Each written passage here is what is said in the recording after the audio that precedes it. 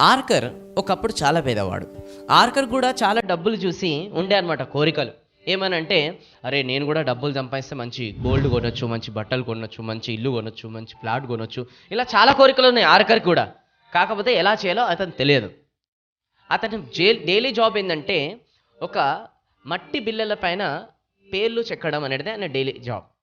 Okay, మట్టితో కూడుకున్న కొన్ని ట్యాబ్లెట్స్ దానిపైన పేర్లు రాయడం అతని డైలీ జాబ్ అనమాట. సో అల్కమేష్ అనే ఒక చాలా పెద్ద గొప్ప వ్యక్తి, చాలా రిచెస్ట్ పర్సన్. అతను ఆర్కర్ దగ్గరికి వచ్చి ఒక పని చెప్తున్నాడు అన్నమాట. అరే నాకు ఒక కంపెనీ ఉంది, దానికి ఒక మట్టితో చేసిన ట్యాబ్లెట్స్ పైన నా కంపెనీ పేర్లు ఇట్లాంటివి రాసి నాకు కొన్ని ట్యాబ్లెట్స్ ఇట్లాంటివి కావాలి, నువ్వు దీన్ని చేస్తే నీకు ఒక 2 నాణాలు ఇస్తానని చెప్పాడు అనమాట అల్కమేష్ ఆర్కర్కి.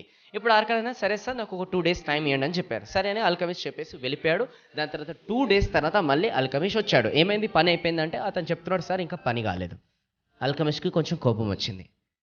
అప్పుడు ఆర్కర్ ఆ కోపంలో కూడా అల్కమిస్ట్ అంటున్నాడు, సార్ మీరు గొప్పవాళ్ళు కదా, నేను కూడా గొప్పవాళ్ళు కావాలంటే ఏం చేయాలి, నేను కూడా మీలా కావాలంటే ఏం చేయాలి. గొప్పవాళ్ళు ఎప్పుడే కానీ మంచి దాంతో కనెక్ట్ చేస్తుంటారు అనమాట. ఎప్పుడే కానీ వాళ్ళకి ఎలా పని రాబట్టుకోవాలో వాళ్ళకి తెలుసు. అందుకోసమే అల్కమిస్ట్ ఏమన్నాడంటే, ఇచ్చిన పని ఫస్ట్ కంప్లీట్ చేయి, దాని తర్వాత నీకు చెప్తా చెప్పేసి అల్కమిస్ట్ అక్కడి నుంచి వెళ్ళిపోయాడు. అల్కమిస్ట్ మళ్ళీ ఒక నెక్స్ట్ డే వచ్చాడు సాయంత్రం. వచ్చేసి ఏమైంది, పని అయిపోయిందంటే, సార్ అయిపోయింది సార్, వెరీ గుడ్, ఇప్పుడు నీకు చెప్తా విను. గొప్పవాళ్ళు ఎలా కావాలంటే నీకు వచ్చిన అమౌంట్ ఏదైతే ఉంటుందో దాంట్లో నీకోసం నువ్వు పే చేసుకుంటూ ఉండాలి. సార్ నాకు అర్థం కాలే, నేను అర్థం చెప్పిస్తాను నీకు. ఈరోజు నువ్వు ఒక సెలూన్ షాప్కి వెళ్తావు, కట్ చేసుకున్న తర్వాత వాడిని పే చేస్తావు కదా, పే చేస్తావు. నువ్వు టైలర్ షాప్కి వెళ్తావు, నీ బట్టలు కుట్టించుకున్న తర్వాత అతను పే చేస్తావు కదా, పే చేస్తావు. Very good. మరి నువ్వు ఎందుకు పే చేసుకుంటలేవు? నువ్వు కష్టపడుతున్నావు కదా నీకోసం, మరి నువ్వు ఎందుకు పే చేసుకుంటలేవు? నీకు నువ్వు కూడా పే చేసుకుంటూ ఉండాలి. అంటే వచ్చిన ప్రాఫిట్ ఏదైతే ఉంటుందో, వచ్చిన డబ్బులు ఏవైతే ఉంటాయి కదా, దాంట్లో నీకోసం నువ్వు కొంచెం పక్కన వేసుకోవాలి, నీకోసం నువ్వు కొంచెం పే చేసుకోవాలి. అప్పుడే నువ్వు ప్రోగ్రెస్ అవుతావు. ఆర్కర్కి ఇది వినగానే చాలా చిన్న విషయం అనిపించింది అనమాట. దీంతోనే ఎలా గొప్ప వాళ్ళు అవుతారు, దీంతోనే ఎలా డబ్బులు జనరేట్ చేయొచ్చు ఇంకా అని చాలా చిన్నగా అనిపించింది. దాని తర్వాత అల్కమిస్ట్ ఆర్కర్ ఎవరైతే ఉన్నారో లైట్ తీసుకున్నాడు. కానీ అల్కమిస్ట్ చెప్పాడు, నువ్వు ఒకసారి చేసి చూడు, అప్పుడు నీకు రిజల్ట్ ఏంటో తెలిసి వస్తుంది. దాని తర్వాత మన ఆర్కర్ దీన్ని చేసి చూడడం స్టార్ట్ చేశాడు. అంటే ఈ పనిని స్టార్ట్ చేశాడు. ఎలా స్టార్ట్ చేశాడంటే, వచ్చిన ఇన్కంలో 10% పక్కన సేవింగ్ చేయడం స్టార్ట్ చేశాడు. ఆ 10% ఎలా అంటే, ఫర్ అన్ ఎగ్జాంపుల్ ఒక చిన్న విత్తనం నాటాడు అంటే చిన్న 10% సేవింగ్ చేశాడు. దానికి డైలీ మంత్లీ వాటర్ పోస్తున్నాడు. వాటర్ అంటే ఏంది, వచ్చిన ఇన్కమ్ మొత్తం కూడా 10% సేవ్ చేయడం. అలా చేసుకుంటా వాటర్ పోసుకుంటా ఒకరోజు అదే పెద్ద చెట్టు అవుతుంది, దాంట్లోనే నిద్రపోవచ్చు అని అతనికి తెలిసిపోయింది ఇంకా ఆర్కర్కి. సో అలా ఎవ్రీ మంత్ వచ్చిన ఇన్కమ్ 10% పక్కన పెట్టి సేవింగ్ చేస్తున్నాడు. దాని తర్వాత మళ్ళీ 1 year తర్వాత అల్కమిస్ట్ వచ్చాడనమాట. వచ్చి ఆర్కర్ని అడిగాడు, ఏమైంది, ఎక్కడ వరకు సేవ్ చేసావు? సార్ బాగానే సేవ్ చేసిన. మరి సేవ్ చేసిన డబ్బులతో ఏం చేసినావు? యాక్చువల్గా పక్క కంట్రీకి మా ఫ్రెండ్ కూడా వెళ్తున్నాడు, సో వాడికి చెప్పాను కొంచెం డైమండ్స్ కొనుక్కొని రమ్మని. సో వాడు వెళ్ళాడు డైమండ్స్ కొనుక్కోవడానికి. ఇప్పుడు అల్కమిస్ట్ అంటున్నాడు, సరే పక్క కంట్రీకి నువ్వు డైమండ్స్ కొనుక్కోవడానికి పంపించినావు కదా, దాంతో ఏం చేస్తావు? సార్ అది ఇక్కడ అమ్ముకుంటా ప్రాఫిట్ వస్తుంది. మంచి ఐడియా.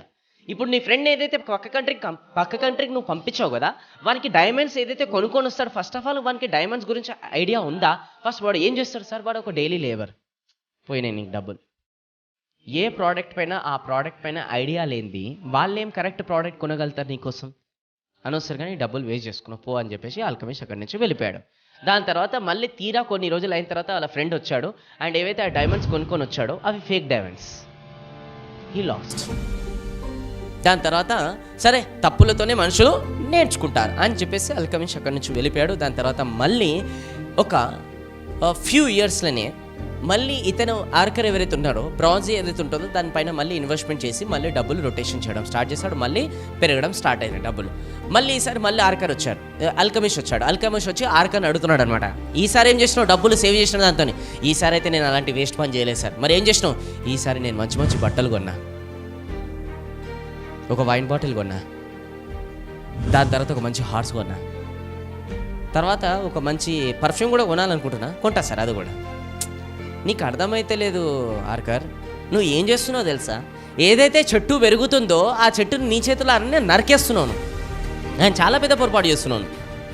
నువ్వు ఎప్పటి వరకు డబ్బులు అందులో నుంచి తీసి ఖర్చు పెట్టొద్దంటే, నువ్వు ఆ డబ్బులు ఏదైతే ఉన్నాయో, ఇప్పుడు ఫర్ అన్ ఎగ్జాంపుల్ అది పిల్లలు పెట్టింది, మళ్ళీ ఏం చేయాలి, అది మళ్ళీ దాని పిల్లలు పెట్టాలి, మళ్ళీ దాని పిల్లలు పెట్టాలి, దాని తర్వాత ఈ పిల్లలందరూ కలిసి నిన్ను పోషిస్తారు. కానీ నువ్వు ఒక పిల్లలు పెట్టంగానే దాన్ని చంపేస్తున్నాను. సో అది కాదు నువ్వు. సో ఎప్పటి వరకు నువ్వు ఖర్చు పెట్టొద్దంటే, ఎప్పటి వరకు నువ్వు ఖర్చు పెట్టాలంటే, ఫర్ అన్ ఎగ్జాంపుల్ నీ జీవితంలో అలాంటి డబ్బులు వచ్చి పడుతూనే ఉండాలి. ఇవి ఎలా ఖర్చు పెట్టాలని అర్థం కాదు చూడు, ఆ రోజు ఇలాంటివి కొంటుండును. కానీ అప్పటి వరకు నువ్వు సేవింగ్ చేస్తూనే ఉండు అని చెప్పగానే సరే సార్ అని చెప్పేసి మనోడు రియలైజ్ అయిపోయి మళ్ళీ సేవింగ్ చేయడం స్టార్ట్ చేశాడు. ఈసారి మళ్ళీ ఆల్కెమిస్ట్ 2 years తర్వాత వచ్చాడు. వచ్చిన తర్వాత అడిగాడు అనమాట ఆర్కర్ ఏమైంది, ఇప్పుడు ఎలా ఉంది పొజిషన్? సార్ నేను అంతగానం అయితే డబ్బులు సేవ్ అయితే చేయలేను, కానీ బట్ నేను ఒక్క పాయింట్ అయితే చెప్పగలుగుతాను సార్, డబ్బులని ఎలా సేవ్ చేసి ఎలా ధనవంతుడు కావాలో ఆ ప్రిన్సిపల్ మాత్రం మీ దగ్గర ఇప్పుడు మంచిగా నేర్చుకున్నాను సార్, నేను రియలైజ్ అయిపోయినాను. బట్ ఏదో ఒక రోజు నాకు కాన్ఫిడెన్స్ ఉంది, ఇప్పుడైతే కొంచెం అయితే నేను సేవింగ్ చేసుకున్నాను, కానీ ఈ కొంచెం సేవింగ్ ద్వారానే మళ్ళీ ఇన్వెస్ట్మెంట్ చేసి మళ్ళీ రొటేషన్ చేసుకొని మళ్ళీ నేను ఏదో ఒక రోజు అయితే ధనవంతుడు అవుతానని చెప్పాడు అనమాట. అప్పుడు మన ఆల్కెమిస్ట్ చెప్పాడు, వెరీ గుడ్, ఇది నీకు నేర్పించడానికి నీకు ఇంత టైం పట్టింది. ఇప్పుడు నీకు అర్థమైంది డబ్బులని ఎలా గౌరవించాలి, ఎలా నువ్వు దాన్ని రొటేషన్ చేయాలి, ఎలా నువ్వు ఇన్వెస్ట్మెంట్ చేయాలి. నువ్వు ఇప్పుడు నేను నా బిజినెస్ పార్ట్నర్ లాగా తీసుకుంటున్నాను, ఇక్కడ నుంచి నా బిజినెస్ ఏదైతున్నాయో 50% షేరింగ్ నీకు ఇస్తా, 50% నాకు.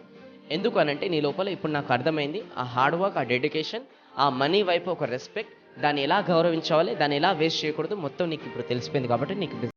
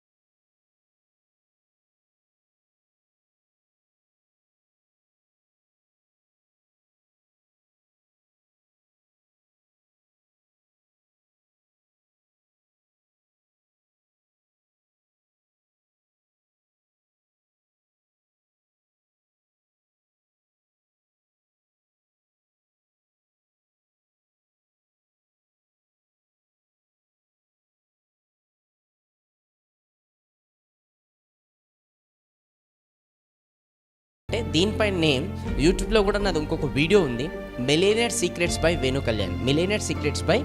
కళ్యాణ్. సో అది మీకు ఎప్పుడైనా టైం ఉన్నప్పుడు చూడండి. దాంట్లో కూడా చాలా లయబిలిటీస్ ఏంటి, అసెట్స్ ఏంటి, ఒక మంచి ప్రిన్సిపల్స్ కూడా దాంట్లో ఇంకా చాలా రాస్తున్నాయి ఫైనాన్షియల్ మేనేజ్మెంట్ గురించి. సో దీంట్లో తెలుసుకోవాల్సింది ఏంటంటే ఈ రోజు నుంచి మనం సంపాదించింది ఎంతైనా పర్వాలేదు, దాంట్లో నుంచి ఒక 1%, 5%, 10% నువ్వు నాది కాదనుకొని పక్కన పెట్టాలి. మీరు అంటారు సార్ 30,000 నా ఖర్చులే 32,000 ఉంటాయి, 35,000 ఉంటాయి, పక్కకేడ పెట్టాలి అని అంటారు కొంతమంది. అట్లా అనుకుంటే ఇక జన్మలకు నువ్వు అట్లనే ఉండాలి ఇక జీవితం. 30,000 నీకు వస్తుంటే జీతం నీది 30,000 అయితే నీ ఖర్చులు 33,000 ఉంటే నువ్వు అప్పుడు ఏమనుకోవాలి తెలుసా, 3,000 అయితే మేనేజ్ చేస్తున్నావు ప్రతిసారి, 28,000 వస్తున్నాయని అనుకో, 2,000 పక్కకు గట్టిగా. ఇప్పుడు చెప్పు సార్ 28,000 5,000 ఇంకా నేను ఎట్లా కాంప్రమైజ్ చేయాలి అట్లా అడుగు నాకు. అవి 2,000 ఆల్రెడీ నీ మైండ్లో పక్కకు పడిపోయినాయి, అవునా? ఇప్పుడు ఆ 2,000 నీకు పోషిస్తాయి. లేదంటే ఈ 30,000కి 3,000 కాదు, రేపటి రోజున 35,000 అవుతుంది. ఇంకా జర టెక్నాలజీ ఇవన్నీ కూడా పెరిగిన పోతే ఇంకేమైతే 40, 50 ఇక పోతూనే ఉంటుంది. నీ జీతం 30, అది పోయింది 50కి. ఏదైనా గ్రోత్ ఉందా ఇంకా? అప్పుడు ఎట్లాంటి మైండ్లు స్టార్ట్ అవుతాయి? అప్పుడు అప్పులు చేయడము ఇట్లాంటివన్నీ స్టార్ట్ అవుతాయి ఇక.